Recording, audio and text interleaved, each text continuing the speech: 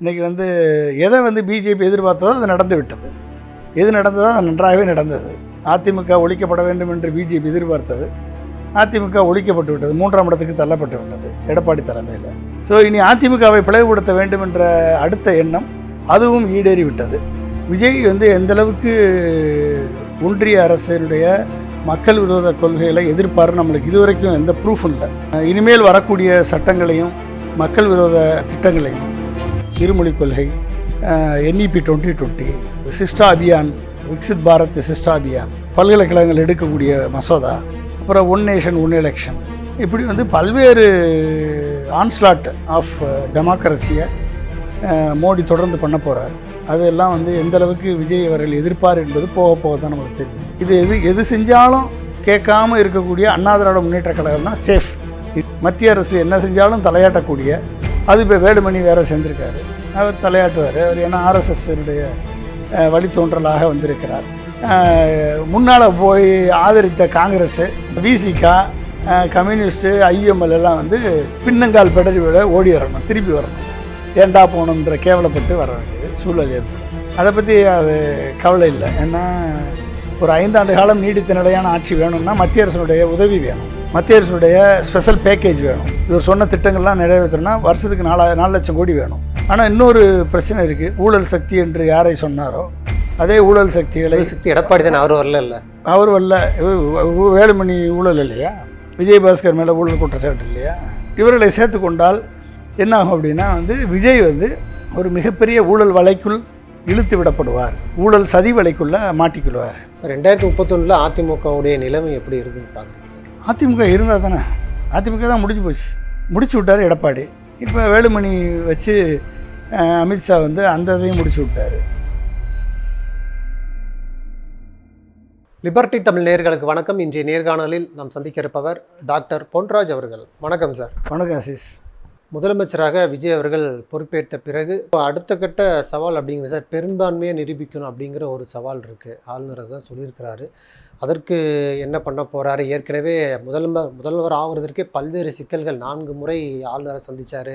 பல்வேறு சிக்கல்களுக்கு மத்தியில் தான் முதல்வர் ஆகிருக்கிறாரு. அதுலேயுமே இந்த வந்தே மாதர பாடல் இருக்குது, PMC திட்டத்தில் கையெழுத்து போடுங்கன்னு அது ஒரு இது இருக்குது, CBI வழக்கு இருக்குது, பல்வேறு வழக்குகள் இருக்குது. பாஜக அழுத்தம் கொடுக்க ரெடியாக இருக்கிறாங்க. இப்போ பெரும்பான்மையை நிரூபிப்பாரா முதல்வர், திரும்பவும் தக்க வைத்துக் கொள்வார் அப்படிங்கிற ஒரு கேள்வியும் இருக்குது. அது எப்படி சார் பார்க்குறீங்க? வந்தே மாதரம் பாடல் கல்கத்தாலேயே பாடலை, இங்கே பாடுறாங்க. அதை முதலில் ஏற்பட்டது முதல் கோணல் முற்றிலும் கோணல். ஆனால் அதை சரி செய்வதாக அவங்க அரசுலேருந்தே சொல்லியிருக்காங்க. இனிமேல் தமிழ் தாய் வாழ்த்து தான் ஆளுநர் கேட்டுக்கொண்டாரு, மரபை மீற முடியாதுன்னாரு, அதனால் அப்படின்னு அவங்க இதை பண்ணிட்டாங்க. ஏன்னா பதவியேற்கு முன்னால் நடக்கிறத அவங்களுடைய கண்ட்ரோல் இல்லாமல் இருந்து கூட இருந்திருக்கலாம், இல்லை பயந்துருக்கலாம், ஆளுநர் ஒருவேளை பண்ணாமல் விட்டாரோ என்னமோ அப்படின்ட்டு. ஸோ அது கூட ஏற்றுக்கொள்ளலாம். அவர்கள் இனிமேல் பண்ண மாட்டேன்னு சொல்லியிருக்காங்க. எனவே அதை நம்ம வரவேற்கிறோம். அதை தமிழ் தாய் வாழ்த்து கடைசியில் தேசிய கீதம், இதுதான் மரபு, தமிழ்நாட்டுடைய மரபு. இந்த மரபு ஃபாலோ பண்ணணும், அதை ஃபாலோ பண்ணுவாங்கன்னு நினைக்கிறேன். அதில் எந்த விதமான மாற்றம் இல்லை. 1. 2வது, அவர்கள் இந்த இப்போ அறுதி பெரும்பான்மை நிரூபிப்பதற்கு அவர்கள் எடுத்த முன்னுதாரணம் கொஞ்சம் தவறு. அதாவது சிங்கிள் லார்ஜஸ்ட் பார்ட்டின்ற கிளைம் மட்டும் கொடுத்துருந்தாங்கனால கூட ஈஸியாக போயிருக்கும். இந்த கூட்டணின்னு சொல்லி காங்கிரஸ் உள்ளே விட்டதுனால தான் அது அமித்ஷாவுக்கு கொஞ்சம் பிடிக்காமல் போய் கவர்னர் மூலமாக ஒரு 3 நாள் 4 நாள் தண்ணி காட்டினது காரணம், அதுதான் காரணம். அப்புறம் இவங்க எல்லாருமே திமுகவினுடைய கூட்டணி கட்சிகள், திமுக தலைவரது உத்தரவோட பெர்மிஷனோட இவர்களது வேண்டுகோளுக்கு செவிசாய்த்து அவர்களுக்கு ஆதரவை தர்றேன்னு சொல்லிட்டாங்க. நிபந்தனையற்ற ஆதரவு கொடுக்குறாங்க. கம்யூனிஸ்ட் கட்சிகளும் IML, VCK 3 பேருமே நிபந்தனையற்ற ஆதரவு கொடுக்குறாங்க. எனவே அவருக்கு அதில் பெரும்பான்மை நிரூபிக்கிற எந்த பிரச்சனையும் இருக்காது. திமுகவுடைய 30 MLAக்கள் கூட வேலுமணி, CV சண்முகம் தலைமையில் ஆதரவு கொடுக்க ரெடியாக இருக்கிறாங்க. ஆதரவுன்னு சொல்லிட்டாங்க. ஆமாம், ஆதரவு அனௌன்ஸ் பண்ணிட்டாங்கல்ல. இன்றைக்கி எதை பிஜேபி எதிர்பார்த்ததோ அது நடந்து விட்டது. எது நடந்ததோ அது நன்றாகவே நடந்தது. அதிமுக ஒழிக்கப்பட வேண்டும் என்று பிஜேபி எதிர்பார்த்தது. அதிமுக ஒழிக்கப்பட்டு விட்டது, 3ஆம் இடத்துக்கு தள்ளப்பட்டு விட்டது எடப்பாடி தலைமையில். ஸோ இனி அதிமுகவை பிளவுபடுத்த வேண்டும் என்ற அடுத்த எண்ணம் அதுவும் ஈடேறி விட்டது. இப்போ பிளவுபட்டு விட்டது. 30 பேர் கொண்ட குழு உருவாகிருக்கு. இந்த 30 பேர் கொண்ட குழுவுக்கு 32 பேர் இருந்தால் தான் 2/3. இவர்கள் வந்து அங்கீகரிக்கப்பட்ட குழுவாக செயல்பட முடியும். இல்லைன்னா டிஸ்குவாலிஃபை ஆயிடுவாங்க. கொறடாவுடைய உத்தரவை மீறினாங்க அப்படின்னா டிஸ்குவாலிஃபை ஆக வேண்டிய சூழல் வரும். இப்போ வந்து அவங்க தனி அணியாக ரெகக்னைஸ் பண்ண சொல்லி இப்போ வந்து அவங்க வந்து கொடுத்துருக்காங்க. அதுக்கு காரணமும் சிவி சண்முகம் சொல்லியிருக்கார். வேலுமணி வந்து நாங்கள் வந்து அதிமுகவை உடைக்கலை அப்படின்னு காரணம் சொல்கிறாரு. சிவி சண்முகம் வந்து எங்களை திமுக ஆதரவோடு எடப்பாடி பழனிசாமி முதல்வராக்க வேண்டும் என்ற முன்னெடுப்பை நாங்கள் எதிர்த்தோம். அது வந்து எங்களுக்கு திருப்தியாக போடலை. திமுக எதிர்ப்பதற்கு தான் உருவாகினது அதிமுக. அதை எப்படி திமுக ஆதரவோடு உருவாகிறது என்று கருத்தை அவர் சொல்கிறார். சொல்லி வெளியே வந்திருக்கார். எடப்பாடி பழனிசாமி அவர்களது ஆளுமை திறன். எடப்பாடி பழனிசாமி தான் வந்து தமிழ்நாடு முழுக்க எல்லா தொகுதிக்கும் சென்று பிரச்சாரம் பண்ணார். இருந்தும் சேலத்தில் மட்டும்தான் அவரால் ஜெயிக்க முடிந்தது. மற்ற மாவட்டங்களில் வந்து அவங்கவுங்க சொந்த செல்வாக்கு உள்ளவங்க மட்டும்தான் ஜெயிச்சு வந்திருக்காங்க. இப்போ எடப்பாடி பழனிசாமி அந்த கிரெடிபிள் லீடர்ஷிப், ஜெயிக்கக்கூடிய வல்லமை பெற்ற தலைவர் என்ற நிலையிலிருந்து அவர் வந்து இனிமேல் அதற்கான வாய்ப்பு இல்லை என்ற நிலைக்கு தள்ளப்படுகிறார்.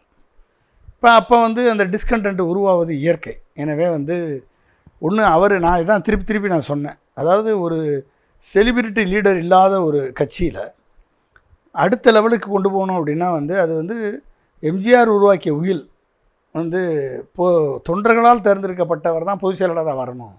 இப்போ அதை பைபாஸ் பண்ணார் எடப்பாடி. இன்றைக்கி அதனுடைய பலன் அனுபவிச்சிட்ருக்காரு. எடப்பாடியிருந்து போன அத்தனை பேருமே அமைச்சர் ஆகிட்டாங்க, எம்எல்ஏ ஆகிட்டாங்க. ஒன்று திமுக பக்கம் போன OPS MLA, Vaithilingam MLA, Manoj Pandian MLA, 3 பேர் எம்எல்ஏ. இங்கே போன செங்கோட்டையன், அப்புறம் ஜேசிடி பிரபாகர், அப்புறம் இன்னும் 2-3 பேர் போனவங்க எல்லாருமே எம்எல்ஏ. செங்கோட்டையன் அமைச்சர் ஆகிட்டார். அப்போ நீங்கள் வந்து யாரை லூஸ் பண்ணியிருக்கீங்க? எவ்வளவு வீண் பிடிவாதத்தோட எடப்பாடி வந்து யார் சொல்லையும் கேட்காம எனக்கு பிஜேபி கூட்டணி போதும், மக்கள் எனக்கு தான் ஓட்டு போடுவாங்க. அப்போ நம்ம எத்தனை வட்டம் சொன்னோம், விஜய் என்ற ஒரு புது கேரக்டர் இருக்குது, புது கட்சி உள்ளே வருது. விஜய் வந்து உங்கள் எம்ஜிஆர் தான் யூஸ் பண்ணுறாரு, அண்ணாவை தான் யூஸ் பண்ணுறாரு. உங்களெல்லாம் வந்து மற்றும் சிலர்னு உங்களை வந்து பேர் சொல்லி கூட அழைக்கலை, உங்கள் ஓட்டை தான் டார்கெட் பண்ணுறாரு. எத்தனையோ ஓட்டை நம்ம சொன்னோம், ஏடிஎம்கே ஓட்டு போகுதுன்னு சொன்னால் போயிடுச்சு. ஏன் போச்சு? காரணம் என்ன அப்படின்னா, இளைஞர்களுக்கான வாய்ப்புகளை வந்து அதிமுகவிலையும் கிடையாது, திமுகவிலையும் கிடையாது. அப்போ இளைஞர்களுக்கான வாய்ப்பு, இளைஞர்கள் மேலே வர முடியும் என்ற வாய்ப்பை வந்து நீங்கள் மறுத்தீங்க. அவர்கிட்ட வந்து 20 கோடி கொண்டு வாங்கன்னு கேட்டீங்க. அப்போ இளைஞர்கள் எங்கே போச்சு? இளைஞர்கள் எப்படி உங்கள்கிட்ட வருவான்? இளைஞர்கள்லாம் அங்கே போயிட்டான். மக்கள் கீழே லெவலில், நம்ம மேல் லெவலில் வந்து திமுக வந்து இரட்டை இலக்க பொருளாதார வளர்ச்சி கொண்டாந்துருக்காங்க, பல்வேறு ஸ்கீம்ஸ் கொண்டாந்துருக்காங்க. கல்விக்கும், மருத்துவத்துக்கும், அறநிலையத்துறையும், இண்டஸ்ட்ரி, மேனுஃபேக்சரிங் செக்டார், அக்ரிகல்ச்சர், இப்படி பல்வேறு ஸ்கீமில் வந்து தமிழ்நாட்டை முன்னுக்கு கொண்டு போகிறது திராவிட முன்னேற்ற கழகத்தினுடைய திராவிட மாடல் ஆட்சி 1.0 கொண்டு போகுது. நம்ம வந்து நல்ல வளர்ச்சியில் போகிறாங்கன்னு நம்ம எதிர்பார்த்தோம். ஆனால் கிரவுண்ட் லெவலில் மக்கள் வேறு விதமாக பார்த்துருக்காங்க. மக்கள் வந்து இந்த திமுகவினுடைய தொண்டர்களே வந்து கட்சியினுடைய அமைச்சர்கள் எல்லாம் தோற்றுப்போன அமைச்சர்கள் எல்லாரையும் எடுத்துக்கோங்க, எந்த அமைச்சரும் வந்து தொண்டர்களை மதிக்கலை என்ற ஒரு மிகப்பெரிய குற்றச்சாட்டு. தொண்டர்களை மதிக்கலை, தொண்டர்களுக்கு கான்ட்ராக்ட் கொடுக்கல, தொண்டர்களுக்கு வந்து அவர்களுக்கான அரசியலில் மேலே வருவதற்கான வாய்ப்புகளை மறுக்கப்பட்டது. இதெல்லாம் ஒரு டிஸ்கண்டென்ட்டை உருவாக்கியிருக்கு. இது வந்து அண்டர் கிரவுண்டில் ஒர்க் பண்ணியிருக்கு. 1. 2வது ஊழல் அதிகம். அரசு துறைகளில் எல்லா துறையிலும் ஊழல். அப்போ அந்த துறைகளில் ஊழல் வரும் பொழுது அந்த ஊழலால் பாதிக்கப்பட்டவர்கள், நீங்கள் வேற ஒன்றும் இல்லை, இன்றைக்கி போய் நீங்கள் வந்து நான் நேற்று நைட்டு வரும்போதும் உளுந்தூர்பேட்டை ப்ரைவேட் பஸ் ஸ்டாண்டு இறங்கி யூரினல் போனால் 10 ரூபாய்க்கிட்டாங்க. கன்றாவியாக இருக்குது. அந்த ஃபெசிலிட்டியே கன்றாவியாக இருக்குது. கேட்பதற்கு நாதி இல்லை. 5 ரூபான்னா யூரின் போகிறதுக்கு 5 ரூபாயாடா? இப்போ என்னடான்னு கேட்டால் அதெல்லாம் 10 ரூபாய் ஆயிடுச்சு, நகராட்சி ஏற்றிருச்சு, அதெல்லாம் எல்லோரும் அப்படி தான் கொடுக்கணும் அப்படின்றான். யூரினலுக்கு 10 ரூபா. அது ஒரு நீட்னஸ் கிடையாது, ஒரு சுத்தம் கிடையாது, ஸ்மெல் அடிக்குது. இப்படிப்பட்ட ஒரு பேடு இன்ஃப்ராஸ்ட்ரக்சரை மக்களுக்கு போக்குவரத்தில் போகிற மக்களுக்கு கொடுத்தா மக்கள் எப்படி கோவம் வராமல் இருக்கும்? ஸோ இதெல்லாம் வந்து இப்போ உளுந்தூர்பேட்டை போக சொல்லுங்கள், உளுந்தூர்பேட்டை ப்ரைவேட் பஸ் நிறுத்தக்கூடிய இடத்துக்கு போக சொல்லுங்கள். இது நீங்கள் பஸ் ஸ்டாண்டு போனீங்கன்னா அது பஸ் ஸ்டாண்டில் இருக்கக்கூடிய டாய்லெட்டும் ரொம்ப மோசமாக தான் இருக்கும். மெயின்டெனன்ஸுக்கு நன்றாகவே இருக்கும். இப்போ இதெல்லாம் வந்து என்ன ஆகுதுன்னா மக்களுக்கு டிஸ்கண்டென்ட்டை உருவாக்குது. இதனுடைய இந்த பிரச்சனைகளுடைய தன்மை வீரியம் வந்து அரசுக்கு செல்றதில்ல, அரசு அதை கரெக்ட் பண்ணுறதில்ல. அப்போ என்ன ஆகுது, அதெல்லாம் ஒன்றொன்னா பில்டப் ஆகி அரசுக்கு எதிரான ஒரு கோபமாக அது வெளிப்படுகிறது. அப்போ என்ன ஆகுது, அப்போ கிரவுண்ட் லெவலில் ஊழல் ஒரு பெரிய குற்றச்சாட்டாக இருக்குது. கிரவுண்ட் லெவலில் தொண்டர்களுக்கு மதிக்கப்படலை அப்படின்றது ஒரு பெரிய குற்றச்சாட்டு. தொண்டர்களுக்கு வாய்ப்பு கொடுக்கப்படலை அப்படின்றது எல்லாமே கான்ட்ராக்டர், சில 4 கான்ட்ராக்டரை கையில் வச்சுக்கிறாங்க. அந்த கான்ட்ராக்டருக்கு மட்டும்தான் எல்லா வேலைகளும் போகுது. அப்போ மற்ற தொண்டர்களுக்கு அந்த வாய்ப்பு கிடைக்கல, சம்பாதிக்க முடியல அப்படின்ற ஒரு குற்றச்சாட்டு வருது. இது அடுத்து என்னது வந்து அரசு துறைகளில் இருக்கக்கூடிய ஊழல். இது பொதுமக்களை நேரடியாக பாதிக்குது. அப்போ இதெல்லாம் இந்த கோபத்தெல்லாம் வச்சு தான் நம்ம வந்து, நான் ஏற்கனவே சொன்னேன், இது வந்து 20% ஓட்டு விஜய்க்கு இருக்குது. நான் என்னை எதிர்பார்த்த பிறகு 8% ஓட்டு வரும்னு நினச்சேன். ஆனால் 20% ஓட்டு வந்து மக்கள் வந்து போட்டிருக்காங்க. ஆனால் 35% ஓட்டு எப்படி வந்தது? அது எப்படி தமிழ்நாட்டில் மட்டும் அலையடிச்சிச்சு, பாண்டிச்சேரியில் அலையடிக்கலை? அப்போ அங்கே வந்து நம்ம வந்து இவிஎம் மிஷினை நம்ம டார்கெட் பண்ண வேண்டியது இருக்குது, எண்ணி பார்க்க வேண்டியது. எத்தனையோ இப்போ குற்றச்சாட்டு வந்துக்கிட்டே இருக்குது. இப்போ கூட ஒரு எம்எல்ஏ ஒவ்வொரு கட்சியிலையும் குற்றச்சாட்டு வந்துக்கிட்டே இருக்குது. நாங்கள் 2900 ஓட்டு போட்டோம், எல்லாமே வந்து டிஎம்கே ஓட்டு போட்டிருக்கோம், எல்லாமே விசிலுக்கு போயிருக்கு அப்படின்னு குற்றச்சாட்டு வருது. நாம் தமிழருக்கு ஓட்டு போட்டோம், அத்தனை விசிலுக்கு போயிருக்கு, இந்த குற்றச்சாட்டு வருது. இதெல்லாம் எப்படி போச்சு? அப்போ இவிஎம் மேனிப்புலேஷன் இல்லாமல் இது எப்படி போகும்? அதிமுக ஓட்டு போட்டோம், எல்லாமே விசிலுக்கு போயிருக்கு இப்படின்ற குற்றச்சாட்டு வருது. ஒவ்வொரு இடத்துலேருந்து வந்துக்கிட்டே இருக்குது. அப்போ அவர்கள் வந்து இந்த குற்றச்சாட்டை இப்போ வந்து பெரிய கருப்பன் அவர் இதில் ஒரு ஓட்டில் ஜெயிச்சு நிப்பாட்டி வச்சுருக்காங்க, ஒரு நிப்பாட்டி வச்சுருக்காங்க. இப்போ உச்சநீதிமன்றம் வந்து அவரை அந்த ஜெயிச்சவரை வந்து ஓட்டு போடக்கூடாது அப்படின்னு சொல்லி நிறுத்தி வச்சுருக்கு. இப்போ இதை வந்து கேட்கக்கூடிய திராவிட முன்னேற்ற கழகம் என்ன கேட்கணும்? சுப்ரீம் கோர்ட்டில் போய் 100% விவிபேட்டு ஸ்லிப்பை எண்ணணும், இவிஎம்ஐ எண்ணி காமிங்க, ரெண்டையும் எண்ணி காமிங்க, அப்போ தானே டேலி ஆகும். இப்போ அதிலேருந்து தெரிஞ்சு போயிடும். இது வந்து 100% எண்ணி காமிச்சாங்கன்னா இது வந்து ஒரு ஓட்டில் ஜெயிச்சாரா, இல்லை 10,000 ஓட்டில் ஜெயிச்சாரா, இல்லை ஒரு ஓட்டில் தோத்தாரா, இல்லை 10,000 ஓட்டில் தோத்தாரான்னு தெரிஞ்சு போயிடும். அப்போ ஒரு சாம்பிள் எடுத்தாலே போதும், இவிஎம் மேனிப்புலேஷனுக்கான அர்த்தம் வந்துடும். இதை வந்து திராவிட முன்னேற்ற கழகத்தினுடைய தலைவர் கேஸ் போடும்போது இதை கவனத்தில் கொள்ளணும். கேஸ் போடும்போதே இவிஎம் மட்டும் எண்ணுனா போதுன்னு போடக்கூடாது. VVPAT slip 100% எண்ணணும். ஏன்னா ஒரு ஓட்டில் ஜெயிச்சிருக்காங்க. இவிஎம் ஸ்லிப்பு 100% எண்ணுங்க, இவிஎம் 100% எண்ணுங்க, ரெண்டையும் மேட்ச் பண்ணி காமி, ஒவ்வொரு பூத்துலையும் மேட்ச் பண்ணி காமி, வித்தியாசம் வரக்கூடாதுல்ல. கடைசியில் ஒரு ஓட்டில் ஜெயிக்கணும். வேறு தாவேக்கா கேண்டிடேட் ஒரு ஓட்டில் ஜெயிச்சா நம்ம ஏற்றுக்குவோம். அதை இங்கே மாறுபாடு இருந்துச்சுன்னா தமிழ்நாடு முழுக்க மாறுபாடு இருக்கும். இதுக்கு வந்து ஒத்துக்க மாட்டான். நீங்கள் வேணாலும் பாருங்கள், சுப்ரீம் கோர்ட் ஒத்துக்காது.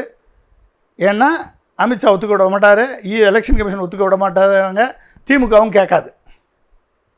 அப்புறம் எப்படி உங்களுக்கு நியாயம் கிடைக்கும்? நம்ம திருப்பி சொல்லிகிட்டு இருக்கோம், வாய்ப்பு கிடச்சிருக்கு. இதுலேயே அவங்களுடைய ப்ரேயர் இல்லைன்னா, இவிஎம் மட்டும் வைங்கன்னு ப்ரேயர் வச்சாங்கன்னா எப்படி வந்து அங்கே வந்து நியாயம் கிடைக்கும்? அப்போ இவிஎம் மட்டும் என்ன போதாதுப்பா, விவிபேட் ஸ்லிப்பை 100% எண்ணுங்கன்னு சொல்லணுமா இல்லையா? எனக்கு வந்து தகவல் படி இவிஎம் அவுட்டு என்ன போகுதுன்னு இவங்க கேட்டிருக்காங்க, ப்ரேயர்லேயே கேட்கல. அப்போ ப்ரேயரை வந்து மாடிஃபை பண்ணணும். அப்போ திமுகவுடைய லீகல் விங்கு ப்ரேயரை மாடிஃபை பண்ணணும். அவர் தோத்தவர் யார்? இவர் தானே, நம்ம பெரிய கருப்பன் வந்து அதை மாடிஃபை பண்ணி சுப்ரீம் கோர்ட்டில் வந்து விவிபேட் 100% என்ன வைக்கணும். வச்சா தான் உங்களுக்கு நியாயம் கிடைக்கும். இல்லைன்னா நீங்கள் அதே ரிசல்ட் தான் கிடைக்கும். இவிஎம் என்ன அதே ரிசல்ட் தான் கிடைக்கும். இதில் எந்த வித மாற்றமும் கிடையாது. ஒரு ஓட்டில் திரும்பியும் தோற்று போவீங்க.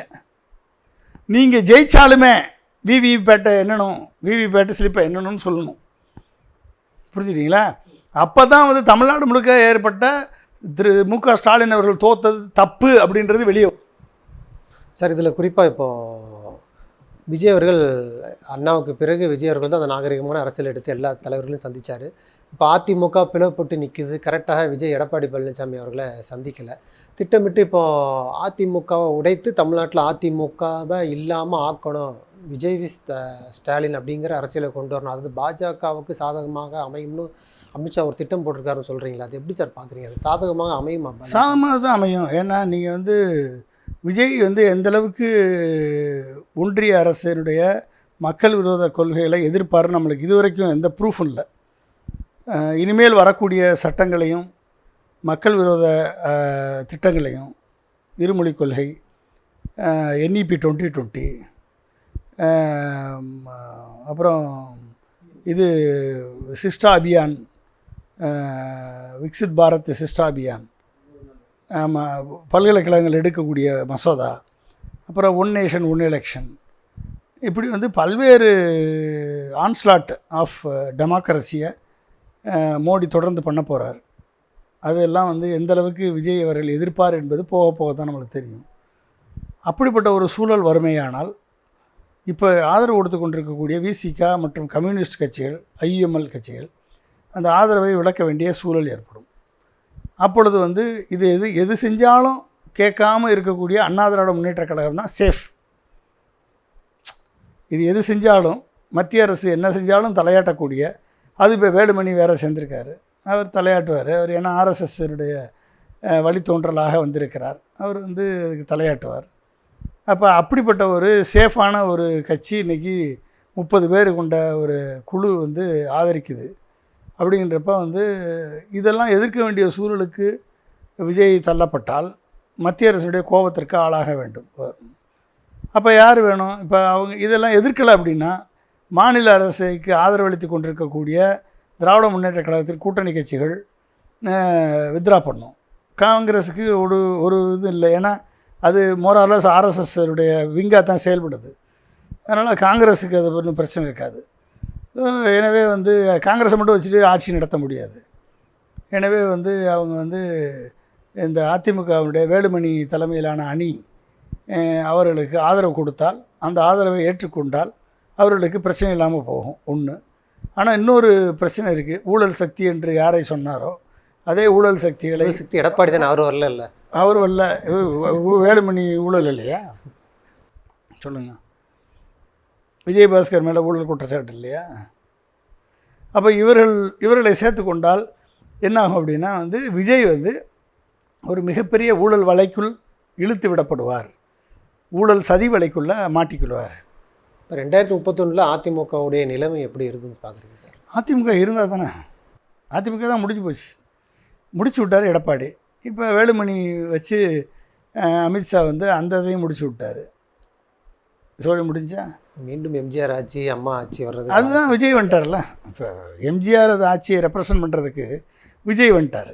அப்போ எம்ஜிஆருடைய கொள்கைகளை, அண்ணாவின் கொள்கைகளை, திராவிட கொள்கைகளை நான் செயல்படுத்துவேன், பெரியார் எனக்கு தலைவராக வச்சுருக்கேன்னு சொல்லி விஜய் வந்துட்டார். அதிமுகவின் தலைவராக விஜய் இருப்பார். இன்னும் அதிமுகவின் தலைவராக விஜய் இருப்பார். அதிமுகவோட இவங்களுடைய குரூப் வந்து பேசாமல் கட்சியை கழிச்சிட்டு போய் வேலுமணி வந்து தாவேக்கால இணைஞ்சிடுறது நல்லது. அதிமுகன்னு பேர் வச்சுக்கிட்டு அதிமுகவை எம்ஜிஆர் பேரை கெடுக்கிறதுக்கு பேசாமல் இணைஞ்சிருங்க. தாவேக்கால போய் தாவேக்கால மொத்தமாக ஒரு 32 பேர் சேர்ந்து போய் இணைஞ்சிங்கன்னா உங்களுக்கு டிஸ்குவாலிஃபை ஆக மாட்டீங்க. 32 பேர் சேர்ந்து மொத்தமாக போனீங்கன்னா ஒரு குரூப்பாக போய் இணைஞ்சிடலாம். அப்போ டிஸ்குவாலிஃபை ஆக மாட்டீங்க. அவங்களுக்கும் வந்து அஷ்யூர்டு மெஜாரிட்டி வந்துடும். அடுத்த 5 ஆண்டுகளுக்கு தாவேக்கா ஆட்சி உறுதிப்படுத்தப்பட்டுவிடும். சரிங்களா? அப்போ வந்து முன்னால் போய் ஆதரித்த காங்கிரஸு, விசிகா, கம்யூனிஸ்ட்டு, IUML எல்லாம் வந்து பின்னங்கால் பெடரி விட ஓடி வரணும், திருப்பி வரணும், ஏண்டா போகணுன்ற கேவலப்பட்டு வர வேண்டிய சூழல் ஏற்படும். அதை பற்றி அது கவலை இல்லை. ஏன்னா ஒரு 5 ஆண்டு காலம் நீடித்த நிலையான ஆட்சி வேணும்னா மத்திய அரசனுடைய உதவி வேணும், மத்திய அரசுடைய ஸ்பெஷல் பேக்கேஜ் வேணும். இவர் சொன்ன திட்டங்கள்லாம் நிறைவேற்றணும்னா வருஷத்துக்கு 4 லட்சம் கோடி வேணும். அப்போ 4 லட்சம் கோடி வேணும்னா பீகார் மாதிரி, உத்தரப்பிரதேசம் மாதிரி ஸ்பெஷல் பேக்கேஜ் வந்து டேக்ஸ் டெவல்யூஷன்லேயே ஸ்பெஷல் பேக்கேஜ். இப்போ உத்தரப்பிரதேசத்துக்கு வந்து 7 லட்சம் கோடி கொடுக்குறாரு, பீகாருக்கு 4 லட்சம் கோடி வருஷத்துக்கு அப்புறம் வந்து தமிழ்நாட்டுக்கு 1.25 லட்சம் கோடி தான். அப்போ வந்து விஜய் வந்து அமித்ஷா சொல்படி வேலுமணி குரூப்பை சேர்த்துக்கிட்டாரு அப்படின்னா அவருக்கு வந்து ஒரு வேளை அமித்ஷாவும் மோடியும் சேர்ந்து ஒரு வருஷத்துக்கு 4 லட்சம் கோடி கொடுத்தாருன்னா என்னென்ன திட்டங்கள் சொல்லியிருக்காரோ அத்தனையும் நிறைவேற்றிடலாம். கடன் வாங்காமல் நிறைவேற்றலாம். ஒரு 5 வருஷத்துக்கு 4 லட்சம் கோடி 20 லட்சம் கோடி கொடுக்கட்டுமே, இப்போ என்ன இருக்குது? மத்திய அரசு கேட்டு வாங்கினாருன்னா நிறைவேற்றிடலாம். அப்போ ஒரு நிலையான ஆட்சியை வந்து என்டிஏ ஆட்சியை கொடுக்கலாம், ஒன்றும் பிரச்சனை இல்லை. ஆனால் அது செய்வாரான்னு தெரில. நன்றி சார், நிறைய நல்ல தகவல்களை நேயர்களுக்கு சொல்லியிருக்கீங்க. உங்களுடைய நேரத்துக்கு மிக்க நன்றி.